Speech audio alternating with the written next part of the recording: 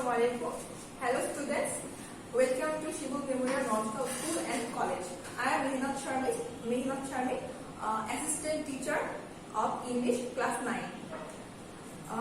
Before going to our today's online class, I would like to say something that I hope that you are all well and safe at home. And please stay at home and maintain the guidelines that we are always telling you. That যে তোমরা বাসায় সবসময় থাকবে, নিরাপদ দূরত্ব সবসময় বাইরে চলাচল করবে, মাস্ক ব্যবহার করবে এবং সবথেকে যেটা গুরুত্বপূর্ণ ব্যাপার সেটা হলো যে খুব ভালো নিউট্রিশন ফ্রুট এবং ফুড খাবে, সেটা হলো ভিটামিন সি এবং ভিটামিন বি সমৃদ্ধ খাবার। এখন আমরা পরে আমাদের ক্লাসে চলে যাই।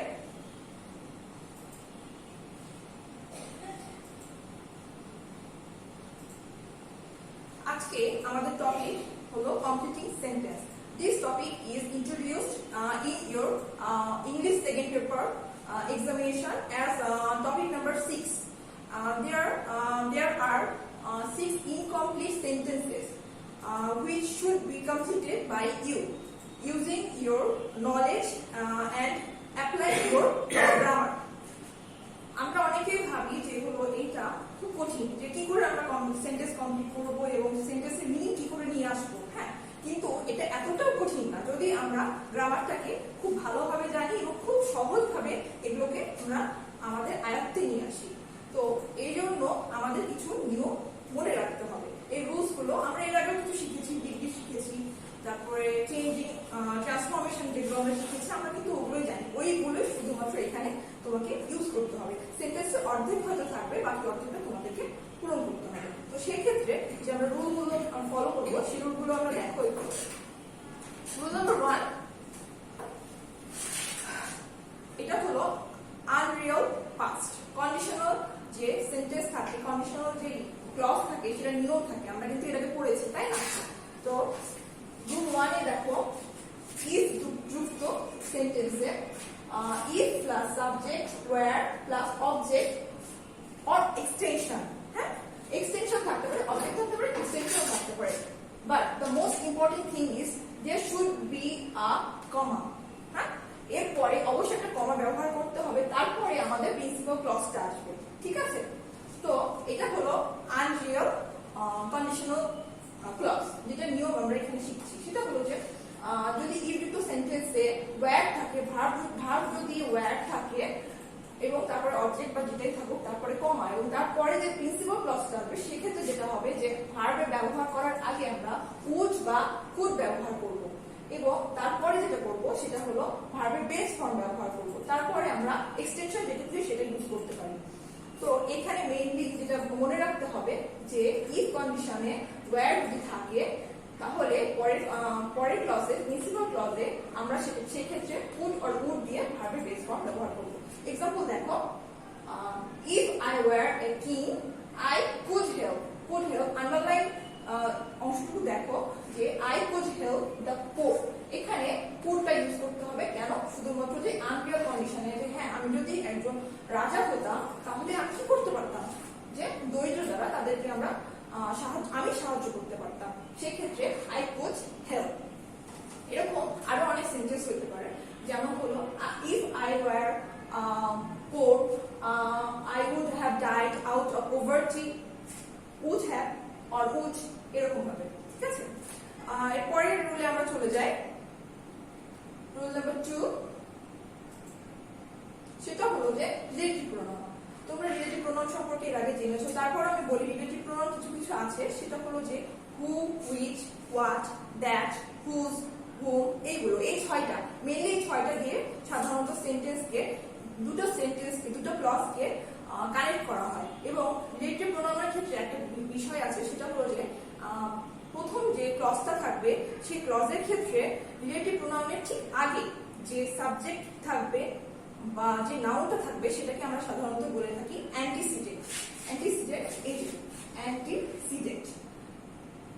এবং এক্ষেত্রে যেটা হবে সেই রুলটা তোমরা দেখো, relative pronoun who, which, what, that, whose, whom, এই 6টা ইত্যাদি ইত্যাদি দিয়ে যদি কোনো ইনকমপ্লিট সেন্টেন্স থাকে এবং এগুলা এইভাবে যদি থাকে, এরপরে যদি আমরা যে সেন্টেন্সটা কমপ্লিট করবো সেই ক্ষেত্রে দেখবা যে অ্যান্টিসিডেন্ট, এই যে দেখো এই সেন্টেন্সটাতে আই নো দ্য বয় হু এখানে রিলেটিভ প্রোনাউন, রিলেটিভ প্রোনাউনের জাস্ট আগের যে ওয়ার্ডটা বা যে নাউনটা থাকবে সেটাই হলো অ্যান্টিসিডেন্ট। অ্যান্টিসিডেন্ট অনুযায়ী কিন্তু আমাদের পরের যে ভাব সেটা কিন্তু হবে। এক্ষেত্রে দেখো যে দি বয় হলো থার্ড পারসন সিঙ্গুলার নাম্বার, তার মানে এরপরে যে ভার্বটা হবে সেটা অবশ্যই থার্ড পারসন সিঙ্গুলার নাম্বারের রুল অনুযায়ী হবে। সেক্ষেত্রে আই নো দ্য বয়, আমি ছেলেটাকে জানি। কাকে? যে ছেলেটাকে জানি তার সম্পর্কে আমরা এক্সট্রা ইনফরমেশন দিচ্ছি, সেটা হলো who has stood first. The boy হওয়ার জন্য এখানে কিন্তু আমরা হ্যাজ ব্যবহার করলাম, এখানে কিন্তু আমরা হ্যাড ব্যবহার করতে পারবো না, ইজ ব্যবহার করতে পারতাম, কিন্তু এখানে আমরা যেহেতু হ্যাজ স্টুড বলেছি, আমরা প্রেজেন্ট পারফেক্ট বলছি, সেক্ষেত্রে হ্যাজ দিয়ে আমরা এটাকে ফিল আপ করে দিলাম। এরকম ভাবে আরো অনেক সেন্টেন্স তৈরি করা যায়। এক্ষেত্রে আমি শুধুমাত্র হু দিয়ে দেখিয়েছি, আরো হুইচ, হোয়াট, দ্যাট, হুজ, হু এগুলো দিয়েও অনেক সেন্টেন্স ইনকমপ্লিট থাকতে পারে, যেটা তোমরা ফিল আপ করে দিবা। এর পরের রুলে চলে যাই আমরা, রুল নাম্বার 3। রুল নাম্বার 3 তে দেখো এটা একটা ফর্মাল এক্সপ্রেশন। আমরা যখন কাউকে কোনো কিছু অফার করি, যে বলি would you mind, this is a formal expression while you are talking in formal languages with some official work or activities. সেক্ষেত্রে যে খুব সুন্দর অবিডিয়েন্ট এবং খুব অনুরোধ ভরা একটা কণ্ঠে যখন আমরা বলতে যাই, তখন সেটা আমরা সেক্ষেত্রে আমরা বলি would you mind। উচ্চারণটা কি? would you mind। এক্ষেত্রে যে রুলটা সেটা হলো দেখো would you mind, তারপরে ভার্ব তো আসবেই, কিন্তু ভার্বটাকে বেস ফর্মে নেওয়া যাবে না বা অন্য কোনো ফর্মে নেওয়া যাবে না, ভার্বের সাথে আইএনজি যুক্ত করতে হবে। দেখো ভার্ব প্লাস আইএনজি, তারপরে অবজেক্ট থাকতে পারে অর এক্সটেনশন থাকতে পারে। এবং would you mind মানে কি? আমরা কোশ্চেন করছি, we are asking, right? So it is an interrogative sentence. সেক্ষেত্রে একটা question mark is a must. হ্যাঁ, অবশ্যই কোশ্চেন মার্কটা দিতে হবে। তোমরা অনেকে এটা ভুল করো, এই ভুলটা কখনো করা যাবে না। হ্যাঁ, এটা আশা করি বুঝতে পারছো, তোমরা এই ভুলটা কখনো করবে না। দেখো আমরা এক্সাম্পলে চলে যাচ্ছি। এক্সাম্পলটা দেখো, would you mind taking a cup of tea? would you mind, আপনি কিছু মনে করবেন? taking a cup, take plus ing দিয়ে টেকিং হয়েছে, a cup of tea। আপনি কি আমার সাথে এক কাপ কফি খেতে চাইবেন? এটা খুব সুন্দর একটা উপস্থাপন, ফর্মাল এক্সপ্রেশন। এরকম টাইপের আরো একটা সেন্টেন্স দেখো, would you mind having a walk with me? আপনি কি আমার সাথে হাঁটতে, একটা ছোট রাউন্ড একটা হাঁটতে যেতে পছন্দ করবেন? এটা হলো ফর্মাল এক্সপ্রেশন। এইভাবে আমরা ফর্মাল এক্সপ্রেশন বলতে এই ক্ষেত্রে ইনকমপ্লিট থাকতে পারে যে এরকম ভাবে would you mind, তারপরে ভার্বটাকে ব্র্যাকেটের মধ্যে রেখে ইনকমপ্লিট রাখতে পারে, অথবা would you mind দিয়ে ডট দিয়ে চলে যেতে পারে। সেক্ষেত্রে তোমরা তোমাদের ইচ্ছা মতো একটা অংশ বসিয়ে দিবে, এইভাবে ভাবের সাথে আইন যুক্ত করে, এবং অবশ্যই একটা কোশ্চেন মার্ক অবশ্যই দিবে, তা না হলে সেন্টেন্সটা ফুলফিল হবে না। আচ্ছা, রোল নাম্বার 4। রোল নাম্বার 4 এ দেখো এক্ষেত্রে আমরা একটু কাউন্টেবল আনকাউন্টেবল নাউন দেখবো। সেক্ষেত্রে যে আনকাউন্টেবল এবং কাউন্টেবল নাউনের ক্ষেত্রে সো মাচ আমরা কখন ব্যবহার করব এবং সো মেনি কখন ব্যবহার করব। সো মাচ হলো যখন আনকাউন্টেবল হবে, যেমন চাল, তারপরে হলো চিনি, লবণ, এগুলো আমরা গুনতে পারি না, সো এগুলো আনকাউন্টেবল। এগুলোর আগে সো মাচ বা কোনো গুণাবলী যখন আমরা বলে থাকি সেক্ষেত্রে কিন্তু কোনো কাউন্ট করতে পারি না, সেক্ষেত্রে আমরা সো মাচ বলবো। এবং যখন কোনো কিছু গুনতে পারছি, কলম, পেন্সিল বা বই, খাতা, এগুলো সো মেনি হতে পারে, সো সেক্ষেত্রে সো মেনি বলবো। এই যে নিয়মটা, এই নিয়মটাকে একটু দেখো, সেটা হলো যে সাবজেক্ট প্লাস অক্সিলারি ভার্ব, এটা একটু মার্ক করো, অক্সিলারি ভার্ব থাকবে, প্রিন্সিপাল ভার্ব থাকবে না। সো মাচ বা মেনি, তারপরে নাউন থাকবে, দিয়ে ডট মানে এক্সটেনশন যেটা থাকবে, তারপরে দ্যাট দিয়ে পরের ফ্রেজটা, ক্লজটা আমাদেরকে ফুলফিল করতে হবে। এই দ্যাট পর্যন্ত সাধারণত একটা সেন্টেন্স আমাদের ইনকমপ্লিট করে রেখে দেওয়া হয়, এবং তারপরেটা আমাদের নিজেদেরকে ফিল করে নিতে হয়, তোমাদেরকে এটা তোমাদেরকে করতে হবে। তো এই দ্যাটের পরে যে নিয়ম সেটাই হলো মেনলি নিয়ম। এটা অনেক ক্ষেত্রে দ্যাটের আগেও থাকতে পারে, দ্যাটের পরে দিয়েও থাকতে পারে, তোমাদেরকে রুলটা পুরোপুরি জানতে হবে। তো দ্যাটের পরে যেটা নিয়মটা সেটা হলো যে সেক্ষেত্রে ফার্স্ট সাবজেক্ট যেটা থাকবে সেই ফার্স্ট সাবজেক্টটা দিয়ে দিলাম, দিয়ে দেওয়ার পরে can or cannot, can or cannot use করতে হবে। তারপর ভার্বের বেস ফর্ম ইউজ করতে হবে, শুধু ভার্ব না, ভার্বের বেস ফর্ম ইউজ করতে হবে। তারপরে অবজেক্ট বা এক্সটেনশন যেটাই থাকুক। এক্সাম্পল দেখো, তোমরা এটা ক্লিয়ার হয়ে যাবে। You have so much intelligence. Intelligence মানে কি? বুদ্ধিমত্তা, মানে তোমার এতটা পরিমাণে বুদ্ধিমত্তা আছে। You have so much intelligence, এই যে সো মাচ, সো মাচের পরে ইন্টেলিজেন্স, ইন্টেলিজেন্স হলো আনকাউন্টেবল নাউন। আনকাউন্টেবল নাউনের আগে আমরা সো মাচ ইউজ করেছি। যদি এটা কাউন্টেবল নাউন থাকতো তার আগে আমরা সো মেনি ইউজ করতাম। তাহলে you have so much intelligence that, দ্যাটের পরে দেখো ফার্স্ট সাবজেক্ট ইউ, এখানে সাবজেক্ট কি ছিল? ইউ। ইউ ক্যান, ক্যানের পরে দিব আমরা কি? ভার্বের base form get, a job, extension. তাহলে হচ্ছে যে তোমার এতটা পরিমাণে বুদ্ধিমত্তা আছে যে তুমি যে কোনো একটা চাকরি পেয়ে যেতে পারো, এরকম একটা সেন্টেন্স তৈরি হয়ে গেল। এরপরে আমরা রোল নাম্বার 5 দেখি। রোল নাম্বার 5 এ লেস দিয়ে ব্যবহার, আমরা কিন্তু এটা পড়েছি এর আগে, তাই না? লেস দিয়ে আমরা কি করে করবো? লেসের নিয়ম আছে শুধুমাত্র যে লেসের পরে যে ভার্বটা থাকবে সে ভার্বের আগে আমরা শুড দিব এবং ভার্বটা বেস ফর্ম ব্যবহার করবো।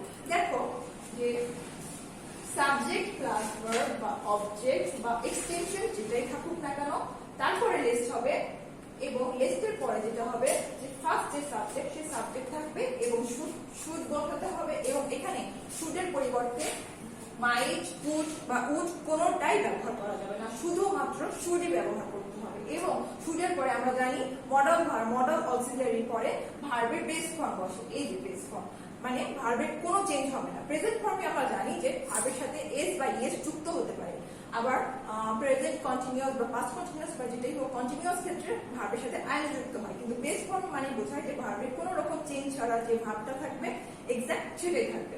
সো এই ক্ষেত্রে মিসটা হলো মিসের কোনো চেঞ্জ হবে না, শুডের পরে মিস দা ক্লাস। এইভাবে হি ওয়াকড ফাস্ট, সে খুব দ্রুত হাঁটলো। লেস, কারণ যদি he should miss the class by chance, মানে ইন এনি কেস সে যদি ক্লাসটা মিস করে ফেলে সেজন্য সে খুব দ্রুত হেঁটেছে। এবং এই লেস দিয়ে এখানে বোঝানো হয়েছে যে যদি বা by chance, by any case. তারপরের রুলটা দেখো, দো আর অল দো দিয়ে, এটা কিন্তু সিম্পল সেন্টেন্স। হ্যাঁ, আমরা কিন্তু ডিগ্রিতে করেছি, ইয়েতে করেছি, ট্রান্সফরমেশনে করেছি যে সিম্পল সেন্টেন্স কিভাবে করতে হয়, দো অল দো যে কিভাবে করতে হয়। তারপরে একটু তোমরা দেখে নাও, সেটা হলো যে দো অল দো, ইনস্পাইট অফ, ডেসপাইট অফ, ওটা দিয়ে আলাদা একটা স্ট্রাকচার আছে, কিন্তু দো আর অল দো দিয়ে সম্পূর্ণ আলাদা একটা স্ট্রাকচার। সেটা দেখো, দো অল দো, তারপর সাবজেক্ট, তারপর ভার্ব, তারপরে একটা কমা দিতেই হবে। This is a must. তোমরা এই ভুলটা করবে না। হ্যাঁ, তোমরা অনেকে এই ভুলটা করো, কমা দাও না। কমা দিলে সেন্টেন্সের স্ট্রাকচারটা ঠিক থাকবে না, কমা না দিলে। তারপরে দেখো, তারপরে যে অবজেক্ট থাকলো অবজেক্টটা হয়ে গেল, আবার এক্সটেনশন। তারপরে হলো যে যেটা হবে যে দো বলতে সাধারণত কি বোঝায়? যদিও আমরা বাংলায় পড়েছি জটিল বাক্য, তাই না? জটিল বাক্য থাকে বিয়োগান্তক বা সংকোচক যে বাক্য, সংকোচক বাক্য, সেই ক্ষেত্রে সংকোচক অব্যয় ব্যবহার করা হয়। সেই ক্ষেত্রে দেখো দোটা হলো ইংলিশে সেরকম সংকোচক অব্যয়। সেটা হলো দো হি ইজ পোর, যদিও সে হলো গরিব, যদিও সে গরিব, তার মানে কি? তার অপোজিট একটা মিনিং নিয়ে আসতে হবে সেন্টেন্সে। সে গরিব হতে পারে কিন্তু হি ইজ অনেস্ট, মানে কি? সে হলো সৎ। অনেকের মনে হতে পারে যে হ্যাঁ সে তো গরিব কিন্তু সে সৎ না, সে সৎ নাও হতে পারে। কিন্তু এক্ষেত্রে একটা পজিটিভ প্রথমে একটা ইয়ে আসছে যে হি ইজ পোর, তার ঠিক অপোজিট যে মিনিং আসবে সেটা নিয়ে আসতে হবে আমাদের পরে কমার পরে সেন্টেন্সে। আচ্ছা, এরপরে আমরা পরের রুলটা দেখি, উইদাউট দিয়ে। আমরা জানি ভার্ব সাধারণত যদি থাকে তার আগে যদি প্রিপোজিশন থাকে ভার্বের সাথে আইএনজি যুক্ত হয়ে যায়। এটা খুবই কমন একটা ব্যাপার এবং তোমাদেরকে এটা অবশ্যই মাথায় গেঁথে নিতে হবে যে প্রিপোজিশনের পরে ভার্বের পরে অবশ্যই আইএনজি যুক্ত করতে হবে, আদারওয়াইজ এখানে একটা নাউন রাখতে হবে। হ্যাঁ, তো উইদাউট এর পরে ভার্বের সাথে আইএনজি যুক্ত করতে হবে।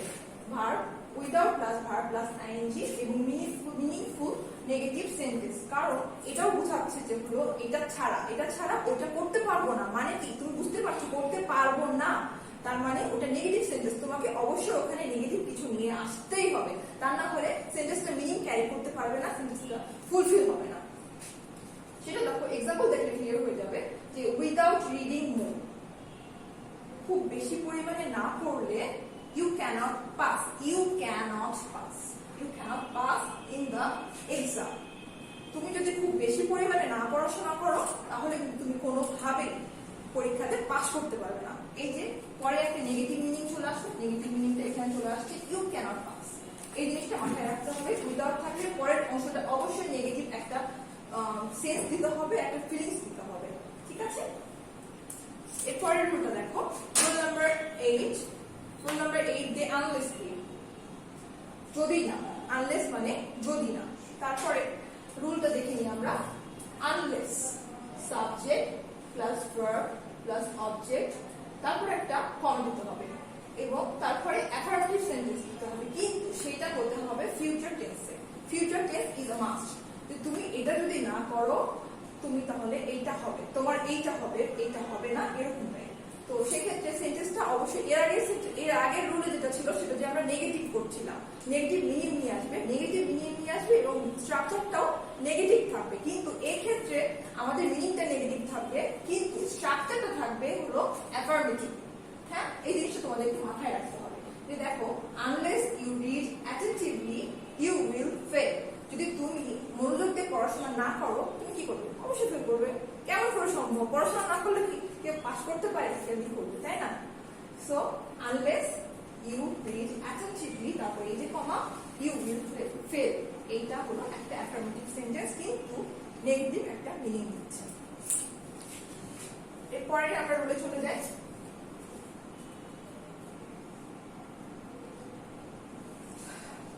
পরের রুলটা দেখো, এটা শুরুই হবে নেগেটিভ মিনিং দিয়ে, নেগেটিভ সেন্টেন্স দিয়ে প্রথমেই শুরু হবে, লেট অ্যালোন দিয়ে হবে। লেট অ্যালোন মানে বাদই দেওয়া, মানে কোনো কিছু কেউ করে বলা হয় বা কোনো কিছু যখন কম্পেয়ার করে বলা হয় তখন একটাকে কমে একটাকে বেশি করে দুই পাশে দুটো ব্যালেন্স করা না, ইমব্যালেন্স একটা ইয়েতে আমরা যখন বলি তখন এই ক্ষেত্রে লেট অ্যালোন ব্যবহার করি।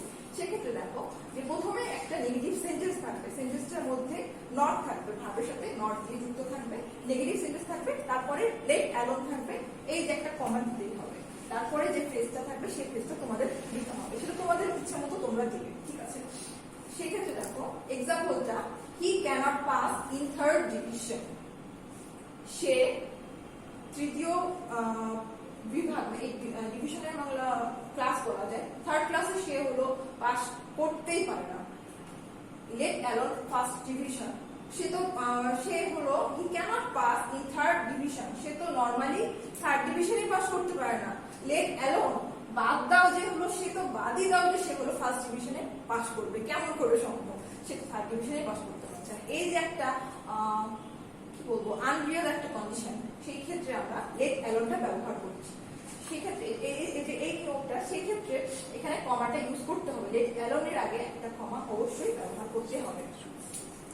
এই ছিল আমাদের রুলস, এবং এরপরে তোমাদের নেক্সট স্টেপ একটু দেখে নাও, এটা একটু তোমরা একটু লিখে নাও। আশা করছি তোমাদের খুব ভালো লাগলো।